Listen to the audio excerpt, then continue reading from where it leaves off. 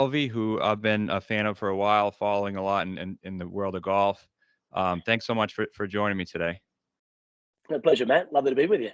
Uh, so can you give our listeners kind of a background of just what you've been doing in golf the past, couple of decades, and where you started and where you are now?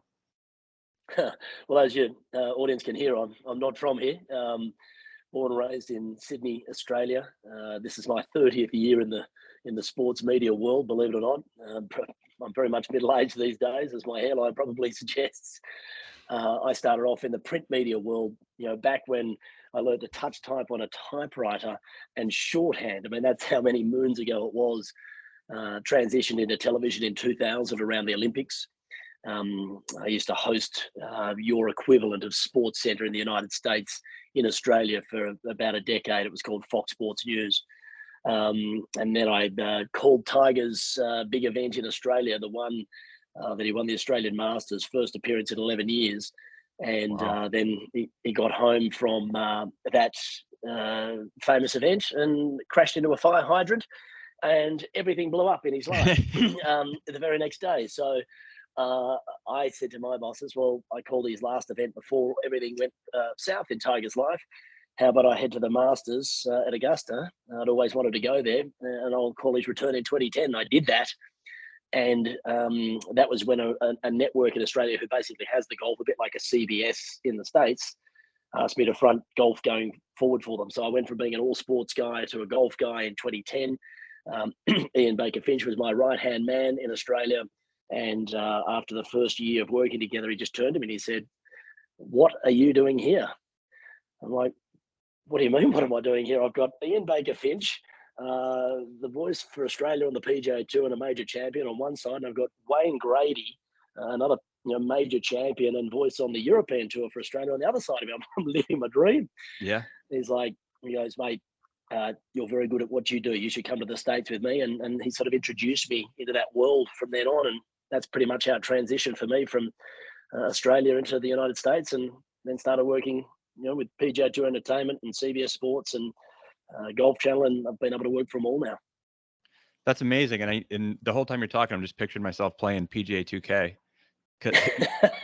because your voice is just resonates now with the video game. It is funny that that's how a lot of people know me.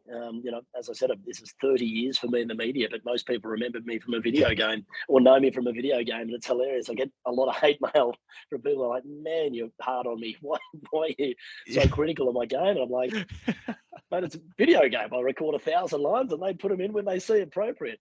I Yeah. have no control over it. What was that experience like doing the voiceover for the video game? Really cool. I did the first one back in 2018. That was called the Golf Club 2019. Yep.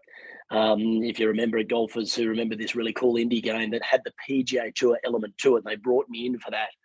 And then that went really well. And then 2K Sports jumped on board and did PGA Tour 2K21, which Rich Beam joined me for that one. Beamer and I have broadcast a lot together in the years, and he's a phenomenal guy. He's the right kind of character for a video game. And then obviously things blew up with that one because that was around the pandemic. That got launched sort of in that summer of 2020 when the whole world was, pretty much locked down and everyone was looking for things to do.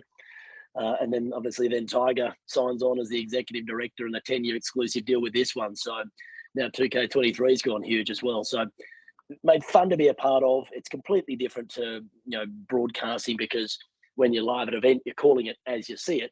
Where here you're sort of given a scenario, and they'll say, "Oh, here's sort of a line or a situation," and then we just riff. We just go off and lay about 8 different lines down, and then they'll go, "Okay, we've got enough good takes there. We'll go to the next one." And I think we recorded for eight full 6-hour days of recording. So it's a Wow. lot of content. Yeah. Geez, that's awesome. Mm.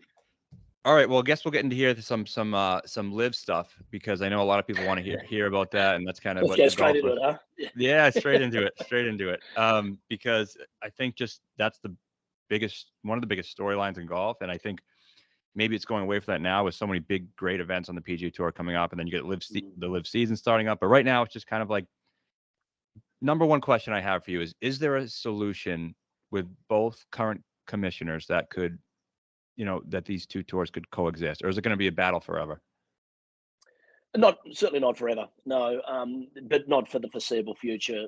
Any real coming together, of course, as everyone knows, there's a massive lawsuit going on. Both sides have sued each other. Obviously, LIV sued the PGA Tour with an antitrust, and then I think PGA Tour came back with a collusion lawsuit. I'm not exactly sure if that's 100% correct, but it's something along those lines. And it's the gloves are off. It's a full blown fight. But I've lived through a couple of these in Australia with Australian sport, World Series cricket of the late 70s, early 80s. It'll mean nothing to your American audience, but a wealthy Australian bought cricket effectively and overturned the establishment because he said, look, these players deserve more money, and made it more entertaining. And after about 3 years of a lot of warring and banning players, and if you signed with the rebels, if you will, you weren't allowed to play for the establishment, a bit like exactly how the PGA Tour has gone about it. Mm-hmm. But within a couple of years, they realised that there's no strength of both rival competitions, so they ended up finding a way to come together. They needed each other, if you will. So that ended up having a very happy ending, and cricket exploded because of it globally. And then we've had in our rugby league, which is very similar to your NFL, Mm-hmm. it was called the Super League War, and that was in the mid-90s. And again, something very similar. It was Rupert Murdoch's News Limited came in to buy rugby league off the establishment, split it up. There became a big war. Major stars went to both sides, and after a year and a half of trying to have two separate competitions, they realised we're not strong enough. We need to come back together. So they found some way to sit down at the table and sort through their differences, and that's exactly what will happen here. Golf's just not strong enough to run two warring competitions. And if I can try and cut through the core of why I've been what people call pro-LIV, but positive about LIV, is that had Jay Monahan simply answered the phone call from Greg Norman 2 years ago when he said, hey, Jay, I've got something I want to propose to you that we can fit within the golf ecosystem, the current golf ecosystem, let's do it, because we're going to go ahead. Right. And all Jay Monahan had to do was pick up the phone and go, all right, Greg, tell me what you've got. Whether he likes him or not, that's irrelevant. Greg's a life member of the PGA Tour. Show him the respect of a phone call or a meeting. Let's sit and discuss this, work out what he's trying to do. Greg would have given him the blueprint of what he's trying to achieve. Mm-hmm. And then Jay could work out, well, whether they want to go ahead or not. But by Jay going cold blanking him, just ignoring him for the entire time, not even answering a phone call, well, he's now lit a fuse under a guy who already had previous issues with the tour. And he's like, righto, you don't want to work with me? You're about to work against me. And if there's one thing that Greg Norman has never struggled at, that is business. He's probably had a better business career than he has as a golfer. And he's a Hall of Famer and one of the, arguably top 10 or 20 players of all time. So unfortunately, now we find ourselves in this ugly situation of basically a golf war when it didn't need to be that way. Do you think if Jay could go back in time to that moment, he would do it differently, or too stubborn? If he didn't, Matt, that is a colossal failing on him, because everyone can see it very plainly that was a massive mistake to start out with. Yeah.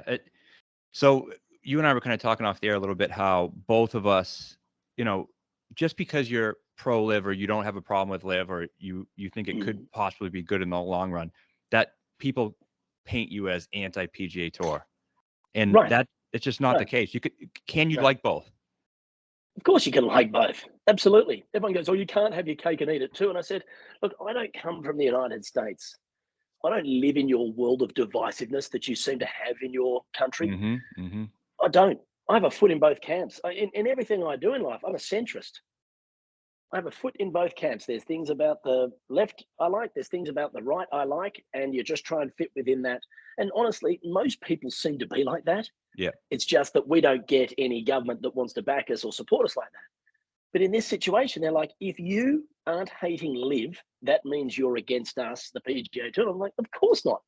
I've been working on the tour for 12, now 13 years, broadcasting all these tournaments. I've sent over 25,000 positive and promoting tweets blessing the PGA Tour. I have a number of friends playing out on the PGA Tour.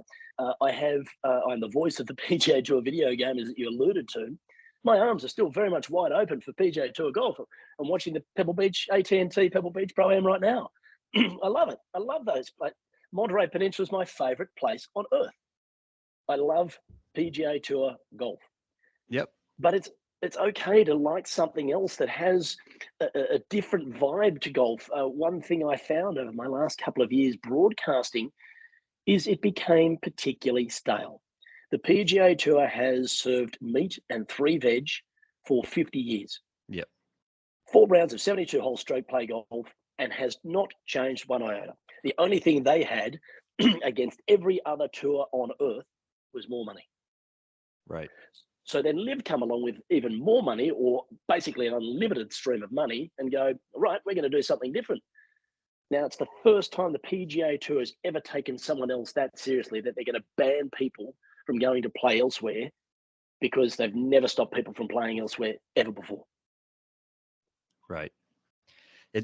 It's almost like, how the European Tour, they lost all their stars to the PGA Tour when the PGA Tour is coming up. Like, at source the money, you don't need to talk about that, whatever. That's different. But the fact that the European Tour was losing all their stars when back, in the 70s and 80s, it was more equal between the two tours, and then they lose all their players to the PGA Tour. Like, is there really that much of a difference in what's going on right now? Not one iota, Matt. My tour, the Australian PGA Tour, back in the 80s when Norman was the number 1 guy in golf, we had 25 events every summer. It'd go for 6 months, and all the stars, Nicholas, Palmer, Player, Watson, Ballesteros, Faldo, Price, all these legends, Calcavecchia, they'd all come, Freddie, they'd all come to Australia, because the PGA Tour season went from basically March through to September. So that left from September through to March for a country like Australia to host tournaments. But then the PGA Tour went from the first week of January to the 3rd week of December. We were screwed. No room for golf in Australia. So it's basically become extinct. Now, some of that's been because of Australia's poor handling, but also because there's no room to compete. So all our best players have to fly over to the United States to compete. Have the PGA Tour benefited from the likes of Adam Scott, Jason Day, obviously Norman and Elkington and Baker Finch at the start of it, and Jeff Ogilvy and Allenby and Appleby and Baddeley and all these guys that have played on the PGA Tour, now recently Leishman and Cam Smith and whatever, have they benefited from all these Aussies playing there? Of course they have. Right. They didn't. The Australians didn't go to play there for anything else but money. It's the whole reason why they moved over there, because that's the biggest tour, because it's got the most money. Same with Europe. All those legends started coming across to the United States to play on the PGA Tour because why? They had the most money. No other reason. No. Zero other reasons. You can sit here and talk to me, but they just want to play against the best in the world. The reason why all the best in the world are there is because of the most money. And the professional athletes, and like, that's what I was trying to say. I do have some Australian listeners, so I was talking to a couple of them via DM on Twitter, and I was talking about like the egocentrism that Americans have in terms of this entire thing. Like, most countries don't look at it the same way Americans look at it. Like Cam Smith, why does he owe the PGA Tour anything? Like, they don't go to Australia anymore. He has the opportunity to leave for more money, and in a place where the PGA Tour is kind of abandoned Australia, right? I mean, why couldn't they have like a WGC instead of China go to Melbourne? I'm going to say something that might get me in trouble here, but I'm not going to give away names. 2 years ago, one of the top Australian players was asked to go to LIV, and he said, absolute no-brainer, I'm going to sign. But before he did, he went and sat down with the PGA Tour and said, this is what I'm going to do. And they go, oh, please don't go. He goes, all right, well, this is what I asked for. You set up a tour in Australia, a bit like you've got PGA Tour Canada, PGA Tour Latin America. Australia's become a great nursery for you over the years of talent coming to your tour. So you set up a tour there that helps my countrymen and women find their way over to the PGA Tour and have a PGA Tour event there every year. And they said, oh, won't be doing that. I said, all right, see you later. Yeah. Now, this person didn't go, by the way. He didn't go to LIV. But that was the straight response from the PGA Tour is, sorry, we're not there to help you. Now, right. Why would any Australian go, oh, let's save the PGA Tour? They care zero about us. except when they come to have the President's Cup once every 11 years, because they benefit from that. Because Royal Melbourne is a masterpiece. People love to see it. It's a phenomenal time of year. And Australia is a brilliant golf and sports nation. Yeah, absolutely. I think it's all, very good points there. And do you think those guys, who went for LIV, Cam, do you think they should have been in the President's Cup? Again, mistake number 2, or of the biggest mistakes for the PGA Tour, that's been number 2, is cold banning every player that's gone. The reason why that was a mistake was now, let's say 15 of the top 50 in the world, but 8 to 10 of the sort of big names now can't ever play on your tour. So now sponsors who might see that these massive draw cards now no longer play on the tour are not there. So the PGA Tour can't boast that they're going to have the biggest field or strongest field in golf every week, which their TV contracts are tied to. Now, if that's the case, you've basically cut off your own leg. You've amputated one of your limbs because you're going cold brush these guys. They're done. We'll never hear of them again. In fact, they've erased their own history. They didn't talk about Cam Smith at all when the event happened there at in Maui that he was the defending champ of. They didn't even show highlights of DJ's phenomenal tee shot on 12 that he went on to win, and Brandel Chambly at the time, in a wonderful case of hyperbole, called it the greatest golf shot ever hit. Bubba's driver off the deck on 18, one of the great golf shots of all time. Big sweeping cut, erased from history. Now, by doing this and erasing all your history, you're not going to have your own tournament's your biggest tournament's champion in Cam Smith's not going to be able to defend there. So no longer the 5th major because the best players in the world aren't there. What you have done is you have basically hurt yourself by making that decision. But people say, well, what could they do? They've gone to a rival company. I say, guys, I want you to remind you that the PGA Tour is not a company. There's a sports body. It is a non-for-profit on one side, an awkward situation, mind you, and it is a company on the other. So if you want to be the best possible company you can be, and every person who works for you or on your tour is an independent contractor, we'll say to them, okay, guys, playing 5 events a year, you pick them. You won't get points to play in the FedEx Cup. You won't get certain benefits of being a full-blown tour member. But pick 5 events. We need you to play in 5 events, and that's good with us because we can say, hey, Dustin's going to be at this one. Cam's going to be at this one. Brooks going to be at that one. Right. Joaquin Neiman, a rising star. Like, you'd never want him to play on your tour ever again. I mean, this guy was arguably one of the greatest amateurs of all time. And they're like, nope, don't want to borrow him. We're done. You think, my God, you guys are, that's crazy. Completely agree. And then you have guys like who are kind of up and comers who now, just like a couple of days ago, they made the rule where if you play, then you could be banned for a year, even if you were never a PGA Tour member. So you got like Eugenio Chacarra or James Pyatt or Puig, the kid from ASU. Like now they can never. Unbelievable. So they can't go to Q school or do any of these things now. So is there a path for those guys to ever come back? Do you think? Yeah, they will when there's that coming back together. All that stuff will go away, but it is very, I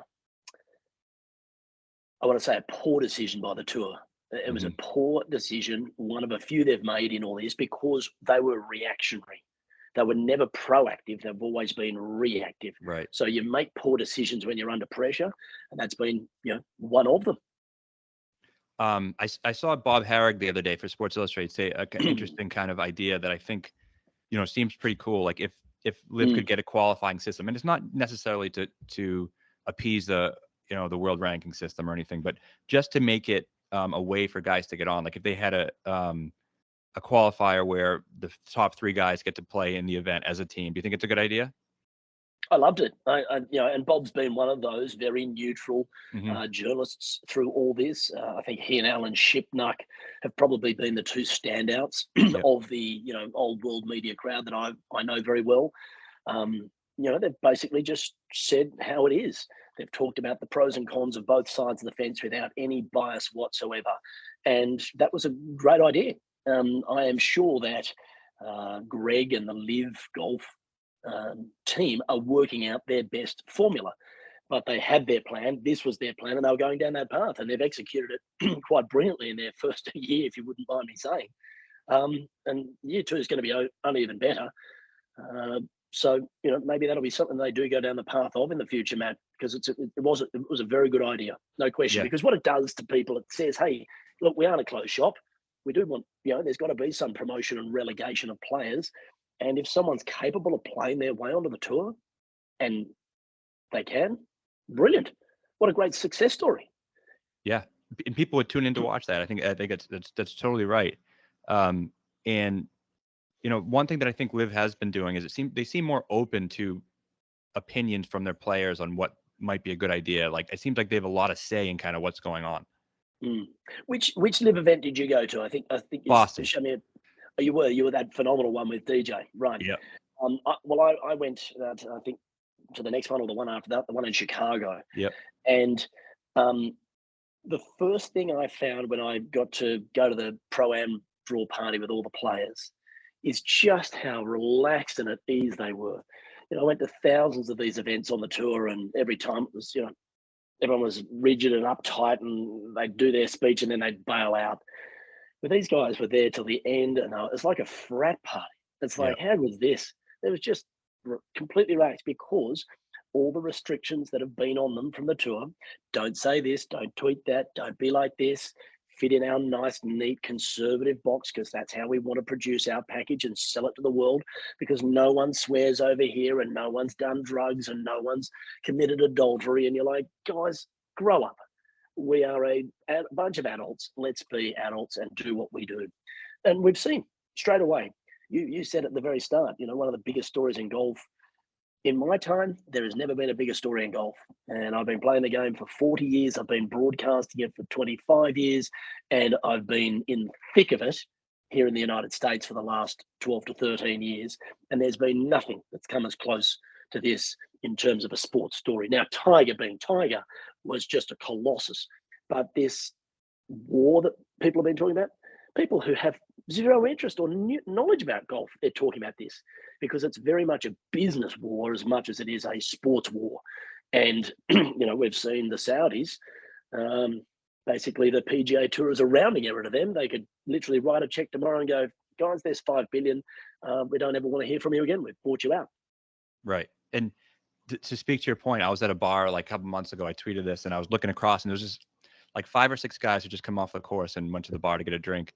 And the first thing they started talking about was LIV and PGA. They're talking about Norman, and one of them hated Norman, one of them loved Norman. And these are guys that are just casually, they're not watching the Pebble Beach Pro-Am. They're probably watching the majors and and whatever. So the fact that those people are talking about it obviously shows how big of a story it is. Right, because everyone has something to care about now. Yeah. Whereas you tune into a PGA Tour event and it's like, this nice guy beat this nice guy and this nice guy came third, and everyone goes, yay. Right? But now that's the heroes and villains, which every great story has. They never write a movie where everyone's a nice guy, they all work hard, they all make a successful life and live happily ever after. That never rates. Never has. There's always some tragedy or some adversity or some villain that comes to spoil the fun, and then all of a sudden, what a great finale. And a good example of that was the DP World Tour event last week when you had Reed and Rory going at it. And would anyone be talking about that if it wasn't a LIV player versus a PGA Tour player? Of course not. Of course not. and the irony of all this is the DP World Tour, mind you, backed by a huge oil company, DP World, big Arab Emirates company, $500 billion worth of money, astounding wealth. But that's okay compared to Saudi's oil money, which is just different because, for some reason, they're like, this is incredible. We partner with the PGA Tour. We do everything we can because our judicial system is different in the United States. We might lose here, and these players who are members on our tour might be able to play on our tour. And then all of a sudden they're like, oh my God, we've won both ways. We've signed with the PGA Tour, so they've paid us a bunch of money. We now have a pathway for our players onto the PGA Tour, so they're happy, the members. And then now we can bring out all these guns who are the Cam Smiths and the DJs and the Brooks and the Brysons and the Patrick Reeds and Phil Mickelson, the big rating guys, and Lee Westwood and Poulter and Garcia, these Stents and Keimer, these Ryder Cup legends, are all going to play on your tour, but they're now the Antichrist because they're part of LIV, and you benefit both ways. It's like, talk about just throwing a Hail Mary and catch it and go, wow, how did this work out? Do you think Pelly hopes they lose that lawsuit and those guys can play on the tour? That's the best thing for him, right? I joked that I said, has anyone ever lost a lawsuit and been happier because the outcome of losing? It literally is that outcome. But look, of course, people, this is not good for golf and this doesn't work. We're in a strategic alliance. The PGA Tour, as I pointed out with Australia, cared nothing about any other part of the world until they were forced to. Mm-hmm. And now all of a sudden everyone's like, oh, no, they're growing the game. They care about, they've signed with Japan and Korea and they're going global. And you're like, oh, guys, please read through this. It's pretty easy to see through. They're doing it because they're having to. They're fighting for their survival. But they didn't need to. If they didn't ban players, they wouldn't be fighting for their survival. They'd be just going along as the very strong 72-hole stroke play meritocracy world where the best and the predominantly most best players played. So when you're in Chicago, you'd have LIV, which would be entertainment and energy and fun and new and team and dynamic type of golf, different crowd, different audience, brilliant. You've got meat and free veg, and you've got a different flavor of food over here. It's phenomenal. It's like a buffet. You can eat whatever you want that night. Right. Yeah. So when you were at the Pro-Am in Chicago, did any of the guys say anything to you about, because people are kind of pushing this narrative that a lot of these players regret what they did and they know it's a mistake, and now when they can't get world ranking points and they're not going to be able to play in majors eventually and all these things. Did you get the sense that any of them regretted it, or or behind closed doors, or when you guys were on the range and whatever, did they seem happy about their decision? Like a pig in poo, if you can excuse an expression, never seen them happier. Not an ounce of buyer's remorse. In fact, quite the opposite. They could not be more excited and rejuvenated. As I said, I've never seen them like this. DJ and I were basically for 12 years, hey mate, fist bump every time we see each other, quick chat on the range. He and AJ, how you doing? What's going on with your game? How's things? Barely any conversation. He's got his arm around me. How good's this? Look, are you coming over? Are you coming to join us? You're going to love it. Hey, introduce him into his family and friends. And you're like, mate, who's this guy? And they're all like that. They could not be happier. It's like this weight of the world's off them. Now, it's not to say they didn't like the PGA Tour. They had a ball. They achieved great things on it. They did wonders for that tour and vice versa. But they're just in this space of, and you've heard them. You've heard them this week when they've come back to play in that Saudi International. I've never been this rested. I've had 3 straight months off. I feel reinvigorated. Brooks Koepka. I got to spend 3 months at home with my buddies, with my new wife. My life's grand. I feel good. My body's ready to go again. I'm energized. Great for the game. It's great for him. It's exciting all round. And name me one person that's going to stand there and go, we should have more PGA Tour events. There's not enough in the schedule. No. You could take 20 events off the PGA Tour now and no one would miss them. No. But besides a lot of people in my space, the hardcore gamblers and daily fantasy players. And that's kind of another thing I wanted to ask you with LIV. And that's the one reason why. But Matt, on that, bet on the tour in Asia, bet on the tour in Europe. Bet if you like to bet. Well, I'm an Aussie, mate. We're degenerate gamblers. We'll bet on 2 flies crawling up a wall. I like to bet. I'll find somewhere to have a bet if I want to have a bet. You're right. There's plenty of places to have a bet. It's just not in your backyard. Instead of flying to the Quad Cities this week, you're in Egypt or Czechoslovakia or Rome. Yeah. And the one thing with LIV that's been tough for a lot of people, because again, my timeline is flooded with all the people who gamble and play DFS, and it's about with LIV, and not necessarily the moral concerns and all the stuff people talk about, but for me, my issue of getting into it as much as I'd like to, I have no problem with it, is the 48-man field is small, so the odds aren't good, and then there's no cut, so it makes DraftKings and daily fantasy so that's the reason for me that's been hard to get into. Do you think there's is there any way they expand the fields or and include a cut?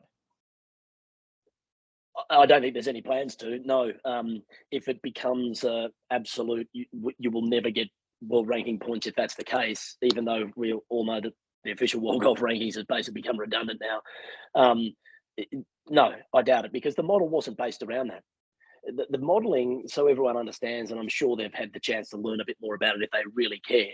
It is simply around the team aspect and franchises. That's all it is. Mhm. It's building around these huge franchises. Now, I played with Abraham Answer, who won this event in Saudi brilliantly, and Carlos Ortiz in that Pro-Am in Chicago. Now, they're Latin America. That's who they're representing, basically, with Mexico. Massive nation that's, if this opens golf to their world, there's hundreds of millions of people in that nation.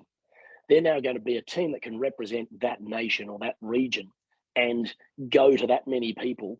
So they're going to be on ESPN Espanol. They're going to get their own separate channel. They'll have enormous contracts based on that region because they're going to be on television every single week or every event. That's 14 events. And they'll build this massive following because that's the nation that you're following. That's the team you're following. And they were so excited about this because they said, unless I was in contention in a tournament, they'd never show me, because I don't rate for CBS Sports, or I don't rate for the American audience, NBC Golf Channel, whoever it's on. Mm-hmm. They needed the Brooks, the Brysons, the Phils, the DJs, Rory's, Tigers, whatever. They needed the absolute superstar, or you weren't on television. You didn't make a feature group. But now they get all this coverage. There'll be a huge attention. And that whole purpose of that team, which is going to become a franchise, that was the big play for all of these guys. Right. Yep. Speaking of television, another thing that's kind of been annoying to me on Twitter is just the moving of the goalpost. And everyone said, this is not even on TV. It's YouTube. What a joke. It only has this many views. Then they get the CW deal, and everyone says, well, YouTube was the only cool thing about LIV. You could just open up your phone and watch the app. Now no one's going to be able to do that anymore. And the goalposts continue just to move. Yeah, because they're feeling pain, Matt. They're hurt. Their beloved PGA Tour and their world that they loved with golf had all these people in the one place, and they loved that. It was very convenient for them. But as you mentioned, it's very US centric. 3 of the 4 majors are there. All the WGCs are there. Most of the big things happen in the United States. So everyone else cannot survive. No other part of the world can survive. They've all got to come to the American product and keep pumping up the PGA Tour. But now it's started to spread it all around. All other countries can start to get fed again, and that's very good. It's great for the game. This is why I've been a huge proponent of a global tour, much like tennis has, for all of my professional life. I completely agreed with Norman's mentality back in the early 90s. Why should one nation have all the benefits of all the great players in the world when they didn't cultivate one of those talents? Not one of them. Right. Yep. Yeah, you're right. So then why do they have a right? Why do they have a right to them if they didn't breed any of them? They didn't create one of them.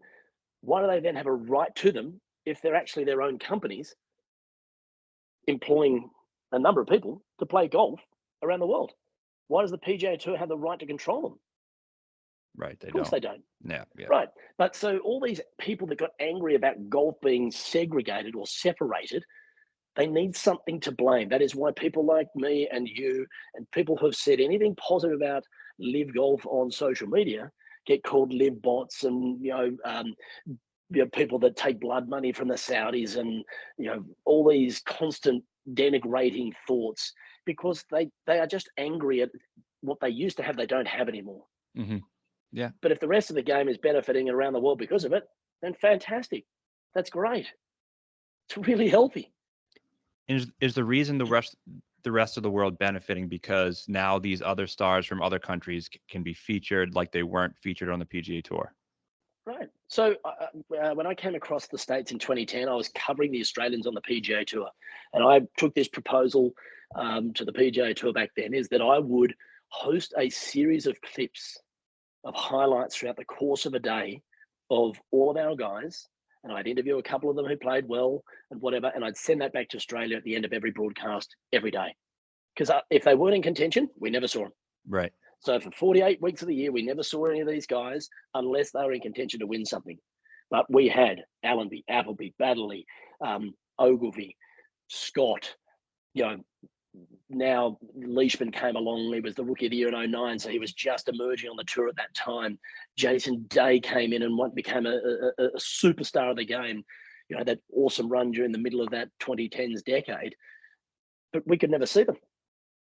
If they weren't in contention, no show. So we miss out. Now, that's not healthy for Australians who yearn to see the best of their talent because they can't see them at home. So, of course, it's going to benefit the rest of the world that all these nations, the young Thai players that are starting to emerge, just Asia as a region. I posted, I said, you can feel the balance of power shifting into Asia now because they've got the most money and they have the most people. Yep. So over time, over the next 15 to 20 years, this power shift into Asia is going to happen because that's where good players will go and ply their trade, and off they go, and it will flourish.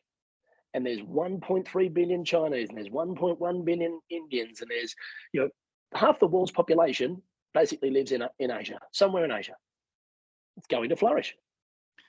Do you think LIV's going to be the tour that they aspire to get on? I think that you're going to find there's going to be some sort of coming together here in a few years because it has to be. I'm not sure if it'll be called LIV Golf then or whatever, or LIV will be a portion of it. I'm not sure. But what I'm hoping it is, and if you've been following me on Twitter, you'll sort of get that sense, is that I want it to be one global tour that all the tours, like the PGA Tour, the Australian Tour, the DP World Tour, and the Asian Tour, and this tour and that tour, all feed into one global tour, much like tennis has. And they travel all around the world playing all these events, and you've got your majors and they call them Master Series events. We call them WGCs, or your elite ranking events. There's about 8 to 10 of them a year. Then you've got 500 events, like half-point events. Then there's 250-point events. So there's tiers of tournaments all the way around the world. But all these players go around the world as independent contractors playing on all these amazing tournaments around the world. And there's enough talent in the game to do that. And then the WGC type events would be, the top 20 players from each tour. We're not top 20 players from each tour. By then, they should have a better world ranking system to find the best players on earth. Mm-hmm. So you'd have a bit like tennis is, their top 100 ranked players live all around the world. They don't just live in the United States because the tour doesn't just stay in the United States. It goes all around the world. So then you get the 100 best players and they go and play an event, or 140 or whatever the field needs to be.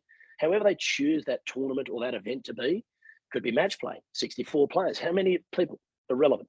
But they're the best in the world coming from all over the world to play in that one event. That sounds amazing. I think that's what all of us want. Yeah, it sounds perfect. That's what I want as a golf fan. Right. Right. And how good is it? Because Italy gets to thrive.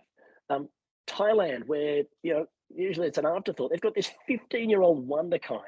TK. This guy is unbelievable. TK, right? He's phenomenal. But Americans go, who? What? Yeah. Don't know him, mate. No. I'm like, are you kidding? This guy's probably the biggest future star of the game. He might be the Asia's Tiger Woods.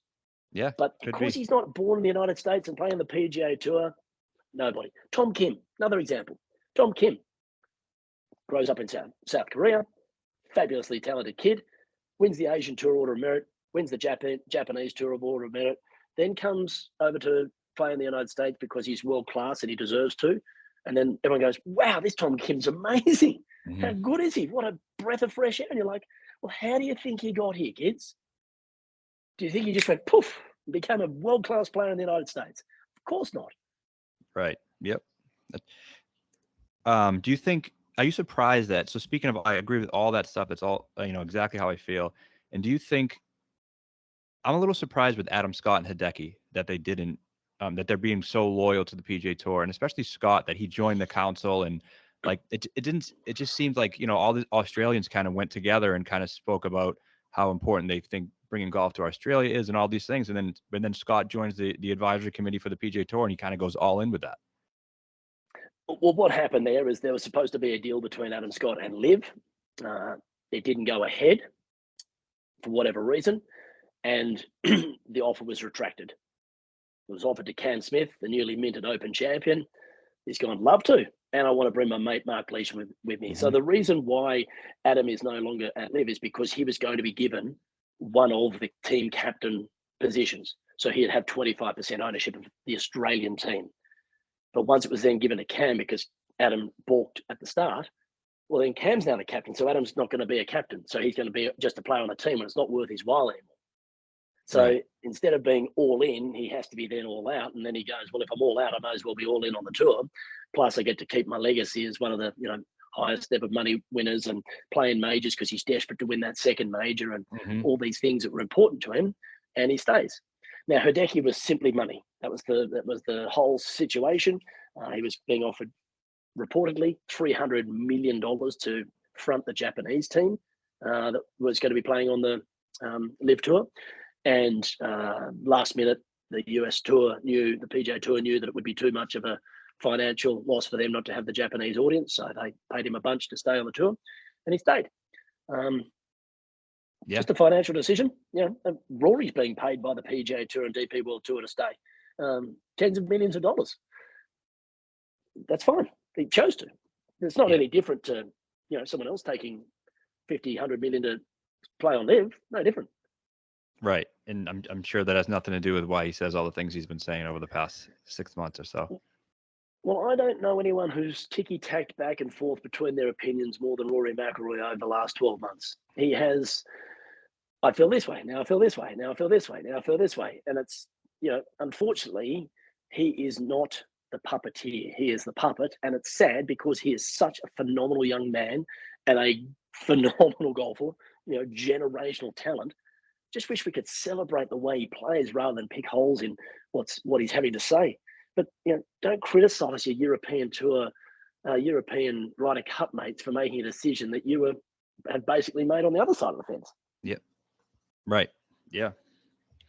Okay. I have some quick hitter questions for you. You give me a lot of your time, so I want to get some quick just answers to these questions. The first one is everyone always asks who's the best player in the world, but then that creates a bunch of questions. What course are you playing at? All these things that are the factors. So the way I phrase it is when I ask people this question, I say, if the aliens came down from space and said, we want a 5-on-5 golf match. It could be, you don't know if it's stroke play, match play, what kind of course it's on. You're going to take 5 guys with you to fight for humanity. What 5 are you taking?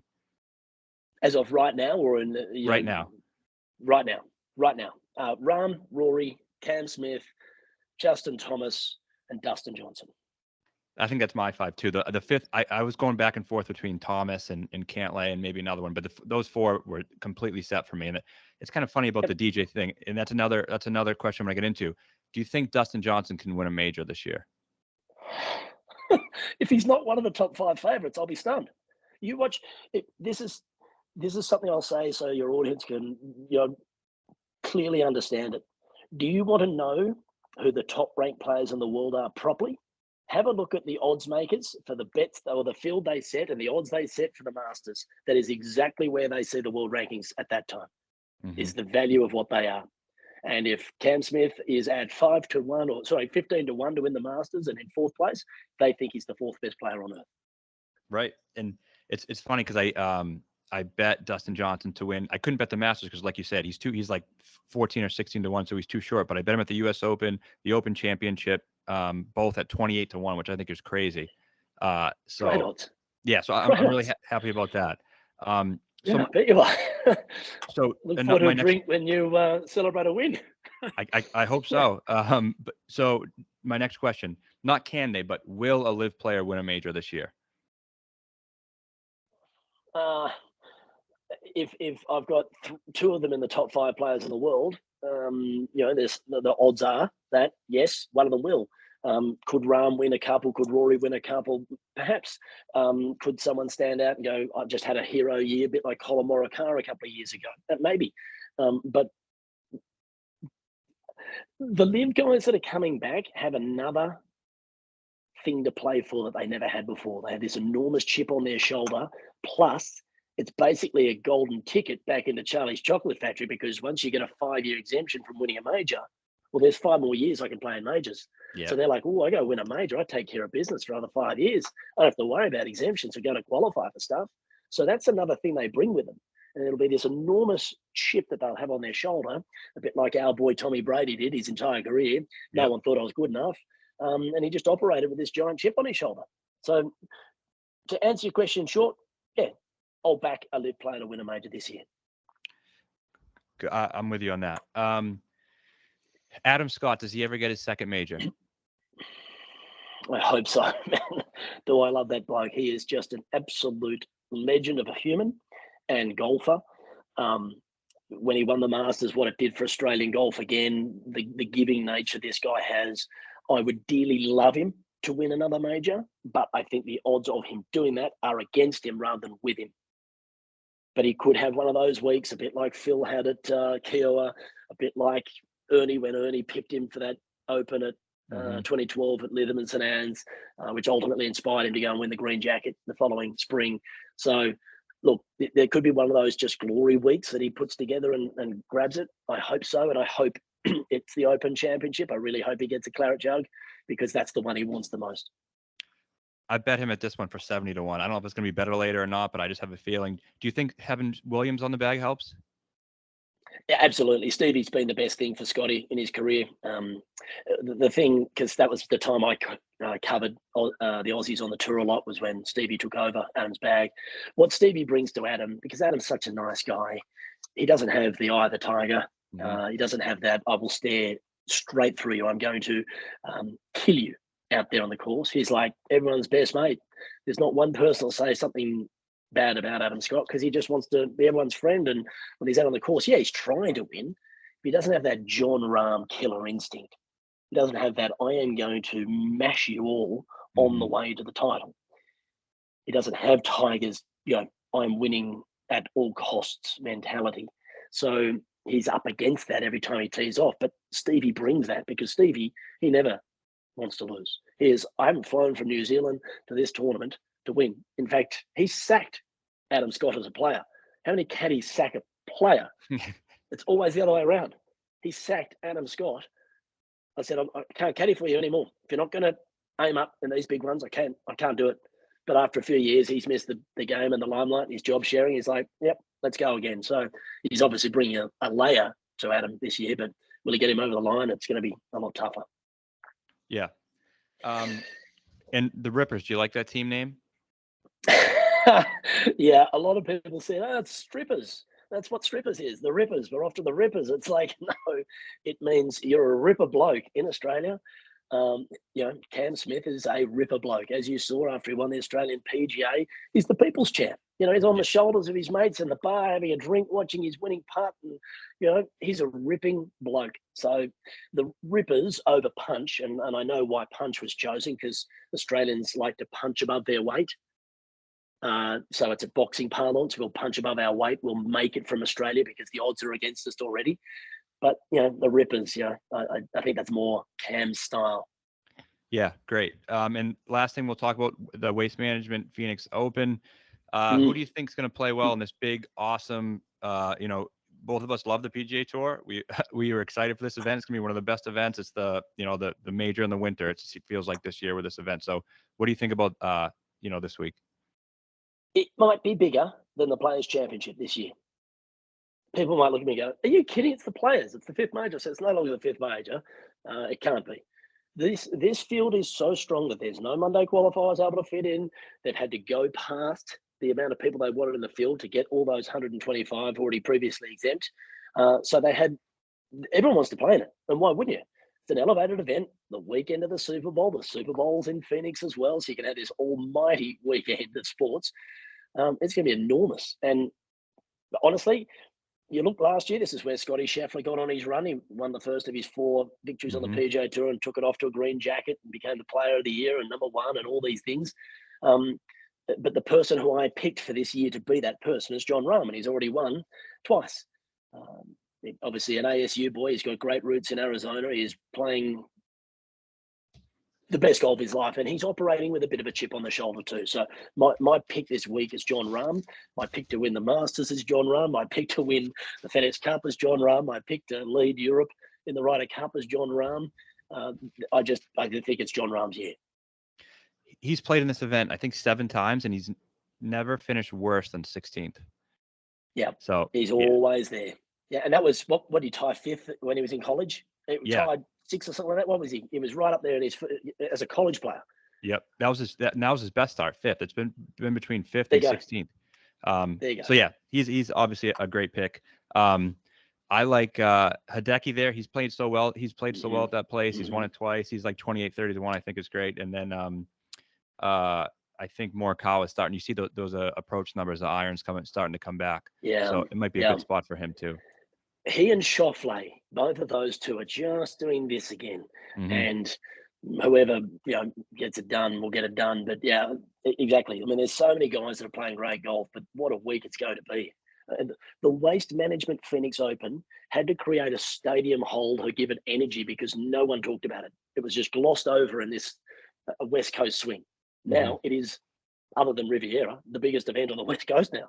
It is until the Masters, it'll be the Waste Management Phoenix Open, Riv, Players, and then the Masters. That'll be the big 4 events to start the year. And on the tour. It always produces the drama too. The finishing stretch is great. You always get the good players in the mix.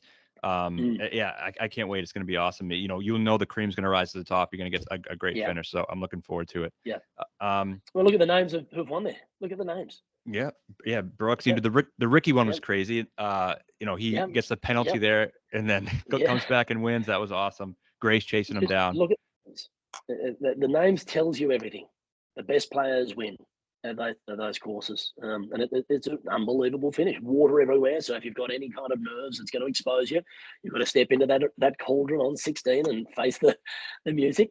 You've got to stand up and hit a golf shot when it matters. I mean, if you play that golf course any day of the week outside of that tournament, that 16th hole is the most nondescript par 3 you'll ever see. Yep. But we all know it because it's got a stadium around it. How good is that for golf? Why wasn't there more of that? LIV's basically bringing the same kind of energy. What's wrong with this? There's nothing wrong with it at all. It's great. So both of us looking forward to the event. Both huge PGA Tour fans. Got to reiterate that. Say that again. Just say that again so people truly understand it. I am not the enemy, guys. I love the PGA Tour. I just love all golf. And my final statement on all that, if you would humor me, Matt, is I am for the player. I've always been for the player. Anyone who has the ability to play this game at the elite level deserves as many opportunities they can get to play it. And by LIV coming in and bringing more money into the game through the Saudis, that has given all these opportunities all around the world for more people to do what they do. And that is just a win for the game. That is a win for players because, and hear me when I say this, any player you've ever played with in your local club who might be a baller, who might be a +5 handicap or, an elite amateur or a great college player or whatever, they're not a candle. They don't hold a candle to the guys on the PGA Tour. These guys are +10 handicappers or better. That's how good they are. Yep. Yeah, absolutely right. And I appreciate your time. Really like talking to you. Hopefully we can maybe do this again sometime, maybe towards the major season. But thanks so much for coming on. Pleasure, man. And thanks for having me, man. It's good to connect. All right. I'll talk to you.